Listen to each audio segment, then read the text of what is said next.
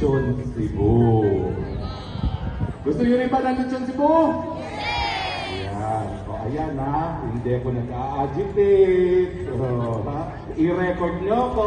No agitation. That's authority. Nung siya'y palabas na ng bahay, sinabihan yung aide ni Presidente, bumili ka ng kahit anong bahay, kahit saan akong magbabayad. Ako din, taga-Pilipinas. Yes. Sino ang magla-live lang. dito sa labas ng... Ito naman, okay. Labas ng Europa. Yan. Singapore's lights, a fleeting chance, yet fate had picked another dance.